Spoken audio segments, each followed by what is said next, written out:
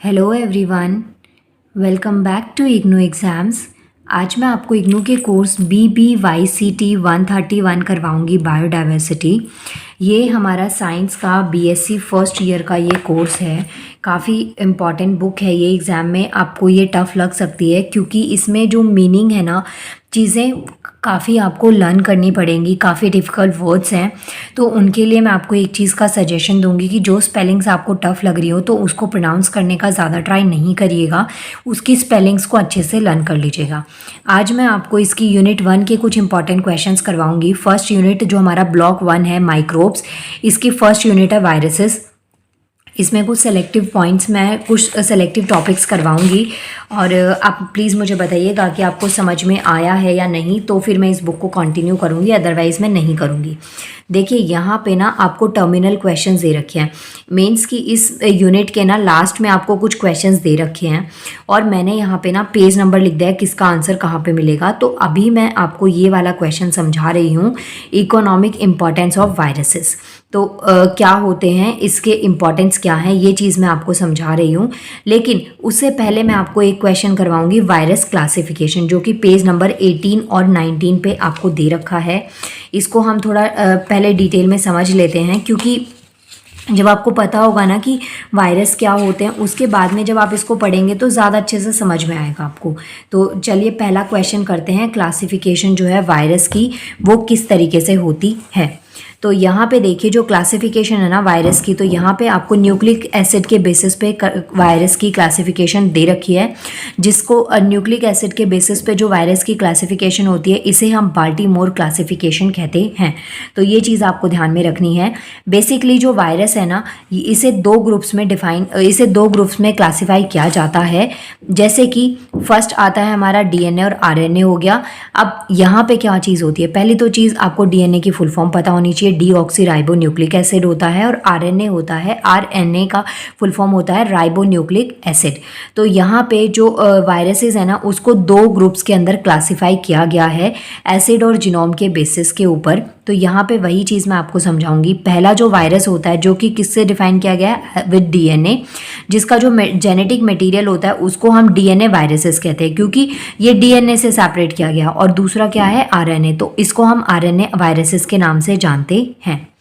DNA और RNA जो है ना, ये हमने छोटी क्लासेस में बहुत बार पढ़ी हैं चीज़ें, DNA और RNA क्या होता है, लेकिन इसको अभी काफ़ी डिटेल में यहाँ पे आपको समझा रखा है। DNA और जो RNA वायरसेस है ना, इसको यहाँ पे अलग अलग कैटेगरीज में सब ग्रुप किया गया है। जैसे कि बहुत सारी ना आपको यहाँ पे क्लासेस दे रखी हैं। पहली चीज़ तो आपको ये जो डायग्राम है ना, ये बहुत कॉमन डायग्राम है और इसको आपको समझना पड़ेगा। कभी भी जब आप देखते हैं ना DNA, तो आपको ऐसा ही डायग्राम देखने को मिलता है। ये डायग्राम थोड़ा सा उसमें हॉरिजॉन्टल में दे रखा है, इसलिए आपको शायद से नहीं लग रहा होगा, लेकिन जब आप इसको ऐसे देखेंगे ना, तो ये डायग्राम आपने बहुत बार देखा है। इवन जो एम्स का सिंबल होता है ना, उसमें भी आपने कहीं ना कहीं इस डायग्राम को देखा होगा। तो जब भी साइंस से रिलेटेड, बायो से रिलेटेड, डॉक्टरी वगैरह से रिलेटेड आप कोई भी चीज़ देखते हैं ना, तो वहाँ पे ये DNA का सिंबल आपको देखने को मिलता है। तो जो इसका क्लासिफिकेशन है ना, चलिए वो देखते हैं। जैसे कि यहाँ पे दो चीज़ें आपको ध्यान में रखनी है, एक होता है डबल स्टैंडर्ड और एक होता है सिंगल स्टैंडर्ड। डबल स्टैंडर्ड में जैसे ये जो लेन जा रही है ना, ये डबल स्टैंडर्ड है। यहाँ पे दो हैं, देखिए दो सिरे हैं, तो ये कैसा है, डबल स्टैंडर्ड है। और यहाँ पे क्या है, सिंगल लेन जा रही है, तो ये कैसा DNA है, सिंगल स्टैंडर्ड DNA है। तो ये दोनों चीज़ें आपको ध्यान में रखनी है। अब यहाँ पे फर्स्ट क्लास क्या है, डबल स्टैंडर्ड DNA है, जिसके अंदर जो DNA है ना, वो कैसा है, डबल स्ट्रैंड है इसके अंदर। यहाँ पे कुछ एग्जाम्पल दे रखे हैं कौन कौन से जो वायरसेस होते हैं जिनके अंदर डबल स्टैंडर्ड DNA पाया जाता है। तो देखिए जैसे वायरस हो गया, बैक्टीरिया हो गया, प्रोटोजोआ, ये सब चीज़ें क्या हैं, जितनी भी हमारे अंदर जर्म्स जाते हैं, बैक्टीरिया जाते हैं, जो भी हमारे पास कॉजेटिव एजेंट्स होते हैं ना, वो यही मेनली होते हैं। तो इसमें आपके पास में क्या बता रखा है, कुछ आपको यहाँ पे 3 नाम दे रखे हैं, जैसे कि हैप्रेस वायरसेस, पॉक्सी वायरस और एंडियोनो वायरस। तो ये क्या है, ये तीनों जो है ना ये आपके डबल स्टैंडर्ड डीएनए है। क्लास 1 आपका फर्स्ट आता है जो कि कैसा है, डबल स्टैंडर्ड डीएनए है। सेकंड क्लास आती है हमारी सिंगल स्टैंडर्ड डीएनए। ये आपको यहाँ पे दिख रहा होगा सिंगल स्टैंडर्ड डीएनए, जहाँ पे ये क्या है, सिंगल आपको दे रखा है। तो अब जो सिंगल स्टैंडर्ड डीएनए उसका एग्जाम्पल क्या है, पैरवो वायरसेस। अब यहाँ पे देखिए, इसको आपका एग्जाम में क्वेश्चन आएगा ही आएगा। तो आपको कैसे करना है, डबल स्टैंडर्ड में आप 2 लेन्स बना देंगे, सिंगल स्टैंडर्ड में आपको सिंगल लेन बनानी है, और इनके एक एक एग्जाम्पल आपको सबका याद रखना है। सेकेंड जो थर्ड टाइप आता है वो क्लास थर्ड आती है, जिसके अंदर हमारा जो वायरस होता है ना, इसके अंदर डबल स्ट्रैंड होता है, लेकिन इसमें आरएनए जीनोम के साथ में होता है। देखिए पहला जो था ना डबल स्ट्रैंड, उसमें क्या था, डबल स्ट्रैंड डीएनए तो था, लेकिन वो जो स्ट्रैंड था ना वो किसके साथ में था, वो डीएनए का ही स्ट्रैंड था। लेकिन यहाँ पे जो डबल स्ट्रैंड है ना वो आरएनए जीनोम के साथ में है।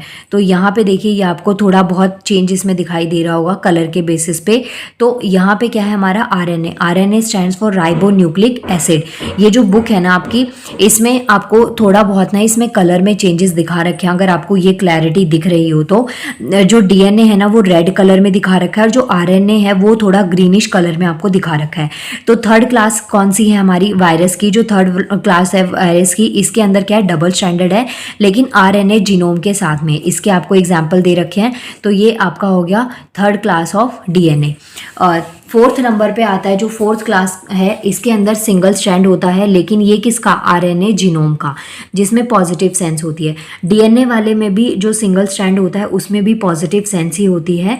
ये जो टाइप होता है वायरस का, जो सिंगल स्ट्रैंड होता है, फोर्थ क्लास में जो सिंगल स्ट्रैंड होता है, ये क्या होता है, बेस सीक्वेंस होता है आरएनए मॉलिक्यूल का, जिसे हम मैसेंजर आरएनए भी कहते हैं, या जो इसकी आइडेंटिफिकेशन होती है वो मैसेंजर आरएनए में होती है, RNA. Okay, M stands for messenger. तो इसका मतलब क्या होता है, जो होस्ट सेल होती है हमारी, उसमें जो आरएनए होता है वो मैसेंजर आरएनए की तरह वर्क करता है, मतलब कि उसकी काफ़ी ज़्यादा इंपॉर्टेंस बढ़ जाती है। और जो होस्ट राइबोसोम होता है उससे इसको डायरेक्टली ट्रांसलेट किया जा सकता है। तो इसमें भी आपके पास में 2 वायरसेस दे रखे हैं, टोगा वायरसेस और पिकॉर्नो वायरसेस। तो ये 2 आपके टाइप्स आते हैं क्लास 4 में। इसमें नेक्स्ट आता है क्लास 5 जो है ना, इसमें हमारे पास सिंगल स्ट्रैंड आरएनए तो है, लेकिन ये आपका नेगेटिव सेंस में है। यहाँ पे जो सिंगल स्ट्रैंड आरएनए था वो किस सेंस में है, पॉजिटिव सेंस में है। लेकिन यहाँ पे जो आपका आरएनए है वो सिंगल स्ट्रैंड तो है, लेकिन वो किस सेंस में है, वो नेगेटिव सेंस के अंदर आता है। तो अब यहाँ पे क्या है, जैसे कि यहाँ पे हमारा ना यहाँ जो पॉजिटिव सेंस होता है उसमें क्या है, ये डायरेक्टली ट्रांसलेट हो सकता है। होस्ट जो राइबोसोम होता है ना उससे ये डायरेक्टली ट्रांसलेट हो सकता है, लेकिन मैसेंजर आरएनए जो नेगेटिव सेंस में होता है उसमें ये डायरेक्टली ट्रांसलेट नहीं हो सकता है। और जो आपका नेगेटिव सेंस होता है आरएनए का, इसमें आप एग्जाम्पल याद रख सकते हैं, ऑर्थोमैक्सियो वायरसेस और रैबोडो वायरसेस। तो ये 2 एग्जाम्पल्स हैं हमारे आरएनए नेगेटिव के। क्लास जो है ना 4th और 5th ऑलमोस्ट सिमिलर है, बस आपको साइन ध्यान में रखना है। जैसे यहाँ पे RA जो है ना वो किस में दे रखा है आपको, प्लस में, क्योंकि वो पॉजिटिव सेंस में है। यहाँ पे जो आरएनए है ना वो किस में, नेगेटिव सेंस में है। इसके बाद में जो क्लास 6 है ना, बहुत बहुत ज़्यादा इंपॉर्टेंट क्लास है ये। इसके अंदर क्या चीज़ दे रखी है आपको, सिंगल स्ट्रैंड आरएनए जीनोम दे रखा है। अब यहाँ पे देखिए एक सिंगल स्ट्रैंड है, लेकिन इसको by the help of enzyme आप इसको डबल स्ट्रैंडेड में कन्वर्ट कर सकते हैं। ये चीज़ आपको इसमें ध्यान रखनी है कि यहाँ पे पहले सिंगल स्ट्रैंड तो है, लेकिन बाद में इसको डबल स्ट्रैंड में कन्वर्ट किया गया, मतलब कि ये डीएनए और आरएनए दोनों का कॉम्बिनेशन है। इसलिए इसमें डिफाइन करने के लिए इसमें कलर ना आपको रेड ग्रीन दिखाई दे रहा होगा। तो यहाँ पे ये क्या होता है हमारा, जो F क्लास आती है वो है 6 जो क्लास होती है, जिसके अंदर वायरसेस क्या है, सिंगल स्ट्रैंड जीनोम्स तो हैं ही हैं, लेकिन इसका एक रिवर्स ट्रांसक्रिप्ट एंजाइम भी है जो इसको डबल स्ट्रैंडेड डीएनए में कन्वर्ट कर देगा। तो ये चीज़ आपको ध्यान में रखनी है। अब आगे देखते हैं इसको। अभी जो 6 क्लास है ना उसमें क्या था, हमारे पास सिंगल स्ट्रैंड डीएनए था, उसके बाद में उसको हमने कन्वर्ट कर दिया डबल स्ट्रैंडेड में। लेकिन अब यहाँ पे क्या है आपके पास में, ऐसे कुछ डायग्राम आप बना लेना इसका। अब यहाँ पे जो 7th जो क्लास है ना, उसमें क्या चीज़ है, डबल स्टैंडर्ड तो है, लेकिन यहाँ पे इसको पॉजिटिव सेंस में कन्वर्ट करके सिंगल सेंस में भी कन्वर्ट किया जा सकता है। तो यहाँ पे आप देख सकते हैं ये जो 2 कलर्स है ना, ग्रीन वाला जो कलर है ना, ये आपके पास RNA शो कर रहा है, और जो रेड वाला कलर है वो क्या शो कर रहा है, DNA। ऑलमोस्ट दोनों सिमिलर दिखते हैं, इसलिए इनमें क्लासिफिकेशन हो पाना थोड़ा डिफिकल्ट हो जाता है जब हम 2D में इसको डायग्राम के साथ में पढ़ते हैं। तो यहाँ पे देखा आपने कि जो वायरस है इसका जो क्लासिफिकेशन है वो किस तरीके से हो रहा है। तो यहाँ पे जो वायरसेस का क्लासिफिकेशन है ना, वो 2 मेन कैटेगरीज में हुआ। एक होता है DNA वायरसेस और एक हो गया आपका RNA वायरसेस। इसके बाद में जो DNA और RNA वायरसेस है ना, उनको भी आगे चल के सब कैटेगरीज में डिवाइड किया गया, सब कैटेगरीज में उसको फर्दर सब ग्रुप किया गया। जब मेन जो डिवीजन है वो DNA और RNA वायरसेस में हो रहा है, और इसको जो न्यूक्लिक एसिड के बेसिस पे इसका जो डिवीजन हो रहा है, क्लासिफिकेशन हो रहा है, उसे हम बाल्टीमोर क्लासिफिकेशन कहते हैं। अगर आप किसी एंट्रेंस की प्रिपरेशन करते हैं ना मेडिकल पर्सपेक्टिव से, तो तब उस टाइम पे ऐसे ना 1 मार्कर क्वेश्चंस आपसे पूछे जा सकते हैं कि जो ये क्लासिफिकेशन है, ये कौन से टाइप की क्लासिफिकेशन होती है, किसके ऊपर ये डिपेंड करती है। तो आप इस तरीके से अपने आंसर को दे सकते हैं। अगर आपके पास में बुक नहीं है तो भी आप डेफिनेटली इस आंसर को अटेम्प्ट कर सकते हैं यहाँ से। इसके बाद में देखिए, ये हो गया आपका 3rd क्वेश्चन, वायरस का क्लासिफिकेशन, पेज नंबर 18 और 19 पे मैंने आपको दिखाया। इसके बाद में ये करते हैं 5th वाला टाइप कि जो इकोनॉमिक इंपॉर्टेंस होती है ना वायरसेस की, वो क्या होती हैं। तो इकोनॉमिक इंपॉर्टेंस दिखाती हूँ मैं आपको, काफ़ी इंपॉर्टेंट है ये भी पॉइंट। इकोनॉमिक इंपॉर्टेंस या जो इकोनॉमिक बेनिफिट्स होते हैं वायरसेस के, वो क्या क्या होते हैं। तो इसको देखिए, पहले आपको इसमें मेन हेडिंग याद रखनी है, उसके बाद में आप इसको डिटेल में एक्सप्लेन करना। फर्स्ट आता है हमारा वैक्सीन प्रोडक्शन होती है। सेकंड आता है gene therapy. Third one is cancer therapy. Number 4th is bacteriophage therapy. Number 5 is role of viruses in research. Next यहाँ पे दे रखा है role of viruses in research.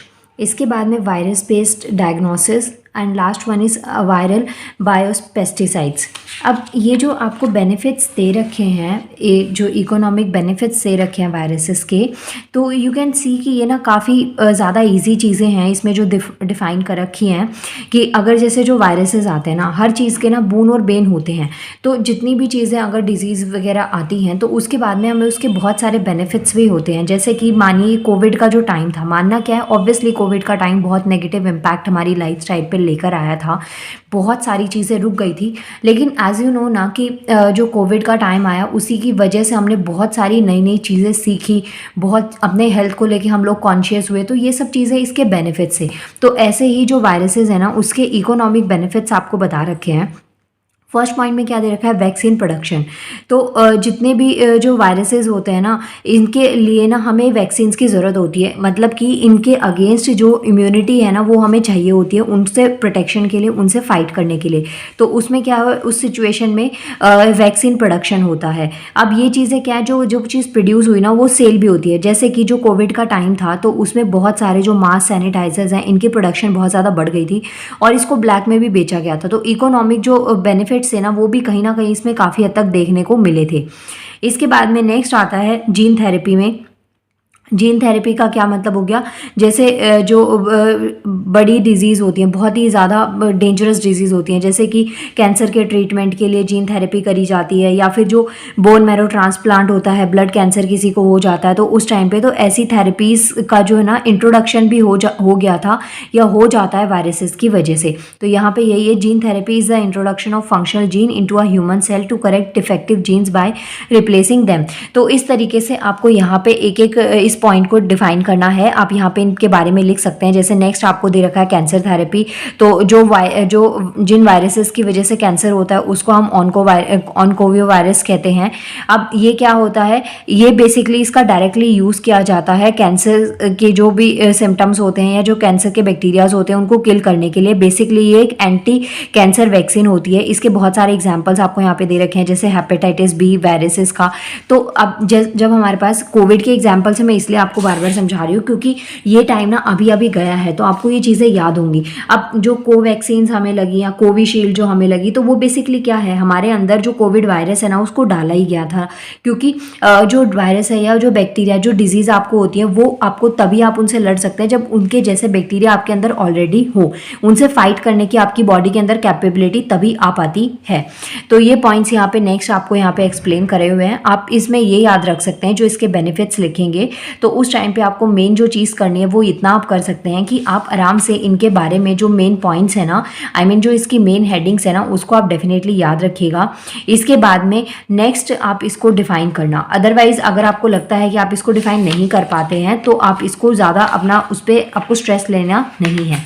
इसके बाद में देखिए, ये हो गया वायरस क्लासिफिकेशन और इकोनॉमिक इंपॉर्टेंस ऑफ वायरसेस हो गए। तो जितनी भी है ना मेन हेडिंग्स आपको याद होनी बहुत ज़रूरी है, क्योंकि तभी जब आप ये हेडिंग्स को याद रखेंगे तभी आप इनको कहीं ना कहीं आप इनको डिफाइन कर पाएंगे, तभी आप लिख पाएंगे। इसके बाद में नेक्स्ट मैं आपको जो करवाऊंगी, इसमें आपके ये 3 टॉपिक्स मैं आपको करवा दूंगी नेक्स्ट वीडियो में। अगर आपको ये वीडियो अच्छी लगी हो तो ही मैं इसका नेक्स्ट पार्ट लेकर आऊँ, अदरवाइज मैं इसको रिकॉर्ड नहीं करूँगी। आप मुझे कमेंट करिएगा कि आपको वीडियो कैसी लगी, आप चाहते हैं मैं इस बुक को आपको पढ़ाऊँ या नहीं पढ़ाऊँ। थैंक यू सो मच, मिलते हैं नेक्स्ट वीडियो में।